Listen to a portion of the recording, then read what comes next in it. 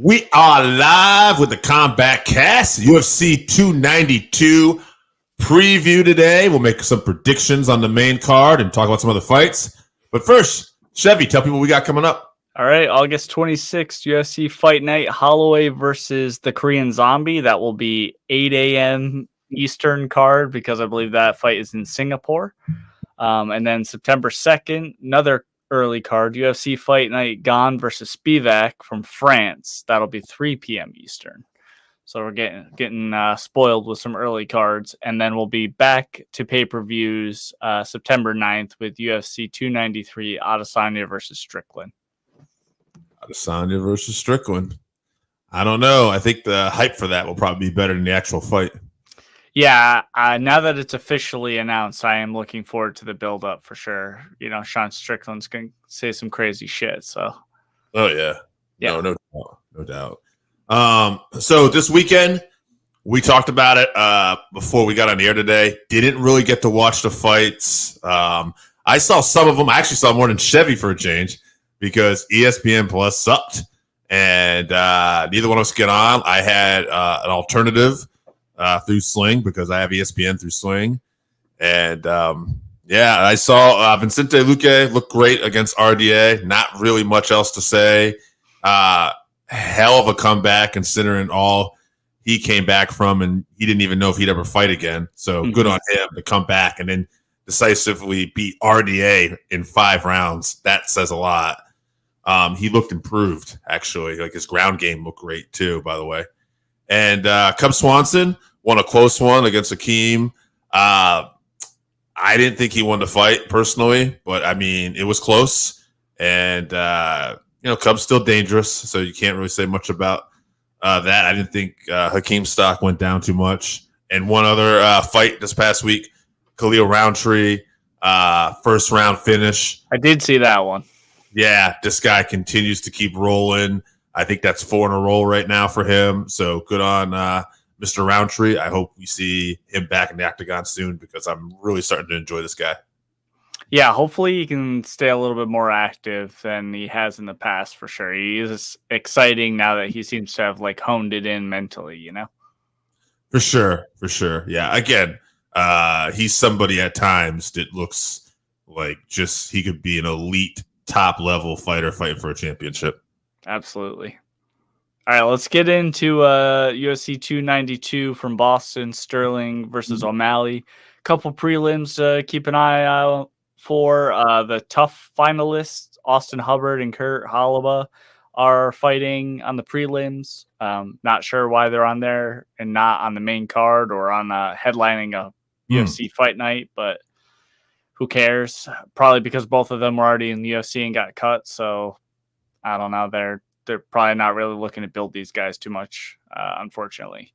But an exciting main featured bout on the prelims. Chris Weidman returns from 2+ years off or something from his Uriah Hall leg break to face fellow UFC vet Brad Tavares. So we're not going to go over this one, but I'm sure that you're with me in rooting for Chris Weidman to Absolutely.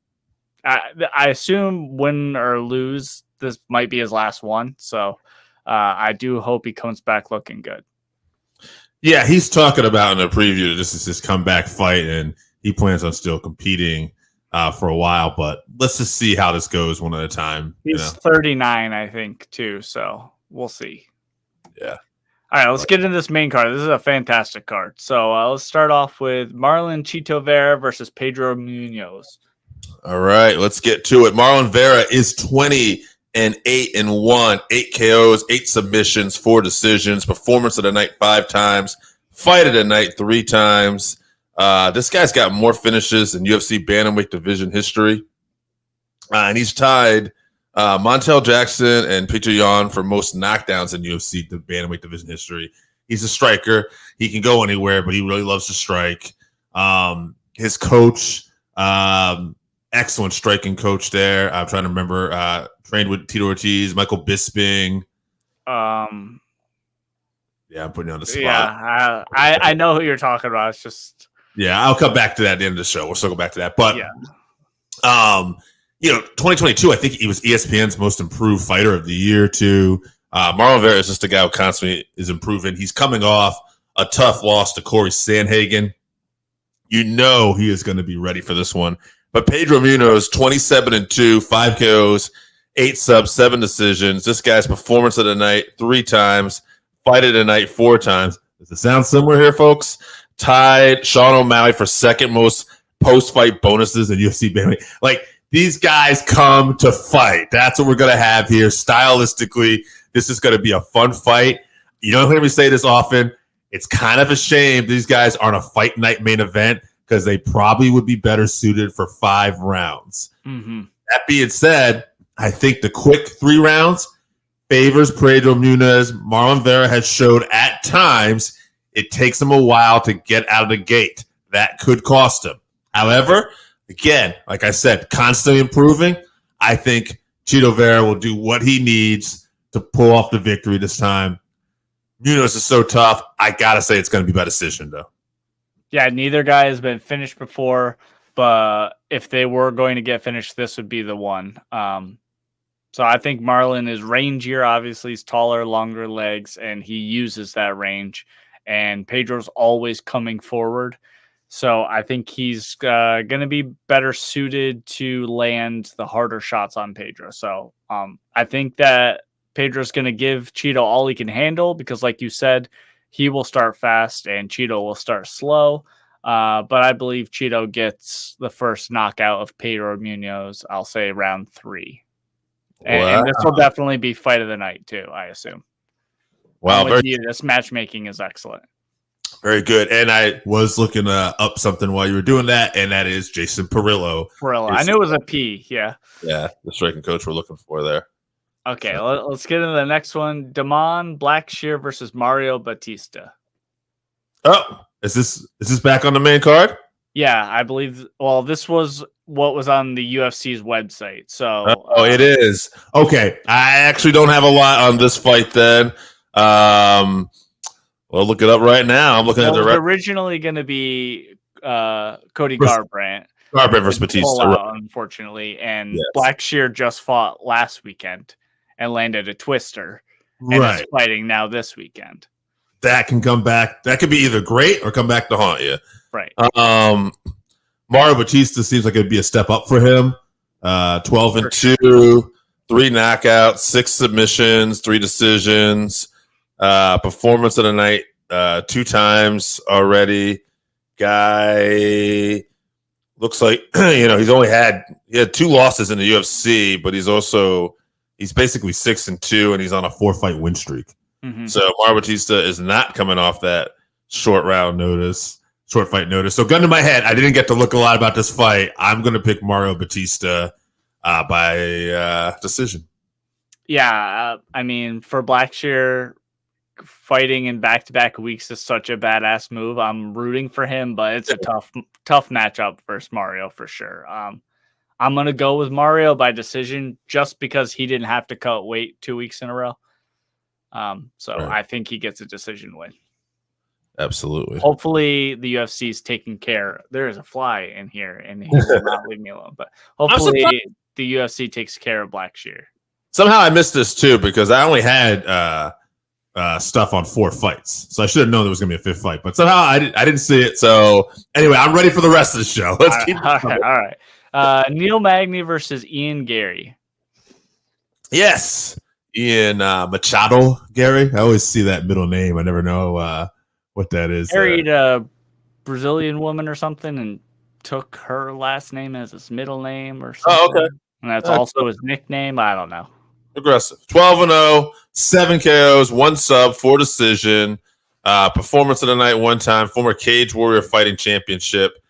Neil Magny, 28-10, 7 KOs, 4 submissions, 17 decision. Most wins in UFC welterweight division history. He's tied with RDA and John Jones and Dustin Poirier for 6 most wins in UFC. That can't be right. I don't know what that is. Well, all right, whatever. That doesn't make any sense. All right. Anyway, here's America's most trusted news source strikes again, huh? Here's what we need to know. Neil Magny this is a great matchup. This wasn't the original matchup. If I remember, it was Geoff Neal was going to be the original matchup for Ian, right? Yeah. But I really like this matchup because Ian is a guy that he's improving. He's young in the game, and he likes to take his time. And what's interesting about Ian Gerry is he's going to have some finishes, but he also may have some technical decisions too. Like he's just that guy who's really focused on his game. Well, that's interesting because you're taking on Neil Magny, who's not a top 5 guy, but he's about as durable, and he really is like, I hope this doesn't sound insulting, but he is like the most legitimate gatekeeper there is. Like Neil Magny is that guy you fight if you're ready for the next step up. I wonder if Gerry is ready for this next step up. I think he is, but this is definitely a test from the guys he's fought already. I'm going to say Ian Gerry gets it done. And I got to say, too, another thing, almost like Cheeto, I feel like Ian Gerry is one of those guys who maybe fights better with the long fight, too. Like he looks at fighting, like the long game. He's not a round-around guy. But not that Neil necessarily puts his, Neil he's volume. He's a volume guy. So, but I'll say Ian Gerry gets it done. I'm going to say it's a decision, though. Another decision. Yeah, it's a good step up, like you were saying, for Gerry. But after that D-Rod TKO, I'm on the Ian Gerry hype train. So I think, Neil might land a few good shots on him early while Gary's trying to time his strikes. But once he gets that timing, I think he does what is very difficult to do and gets a TKO victory over Neil Magny. I'll say round 2. Tough guy to finish Neil, though. So. And by the way, I guess it was right. I did not know that. Neil Magny is tied with John Jones and Dustin Poirier for as far as 6 most wins in UFC history goes, or at least 6 on that list. I guess I don't know, but whatever. They're he's up there. All right. We need to. All right. That's gatekeeper around. Good job. All right. Let's move on. Co-main event: Zhang Weili versus Amanda Lemos. Lemos 13-2-2, 8 KOs, 3 subs, 2 decisions. Fight of the night 1 time, performance of the night 1 time. And then you got Weili Zhang, 23-3, 11 KOs, 8 subs, 4 decisions. This woman, 2-time strawweight champion, current champ. Here's what you got to know here. For Lemos, she's looked really good lately, but Weili Zhang, another level. All right. Power, striking, and improved her wrestling. She's been training with Henry Cejudo. I don't think anyone's touching Weili in this division for a little while here. I think right now, I could be wrong, but I think Weili's going to be very dominant in this division, and I think she might be eventually one who goes up. You'll see her. But, I got to go Weili, and I'm going to say Lemos likes to bring it, and because of that style, I think Weili will get a finish here. I'll say a TKO round 3. Yeah, Rose and Suarez are the only 2 girls that I would pick over Weili at this point. So, I think about. Yeah, I think she gets it done any way that she wants to be honest. But I see her being better everywhere. But I think early on, her wrestling is really where the difference will be shown the most. So I think she takes her down, and I think she gets a first round TKO via ground and pound. All right. Let's move on to the main event. Very excited for this fight. Aljamain Sterling versus Sean O'Malley for the Bantamweight belt. Sean O'Malley, 16-1-1, 11 KOs, 1 submission, 4 decisions. Fight of the night 3 times. Performance of the night 4 times. He's tied Pedro Munhoz for the 2nd most bonuses in Bantamweight division history. He's tied Eddie Wineland and Song Yadong for 4th most knockouts in UFC Bantamweight division history. Sterling, 23-3, 3 KOs, 8 subs, 11 decisions, 1 disqualification victory. That is how he got the championship. He's got 3 successful title defenses. Performance of the night. This guy is just consistently one of the best wrestlers in the Bantamweight division. And we're talking about a guy who's coming off a victory over Cejudo, where he was able to take down an Olympic wrestler. I think 3 or 4 times in that fight. This is striking versus wrestling.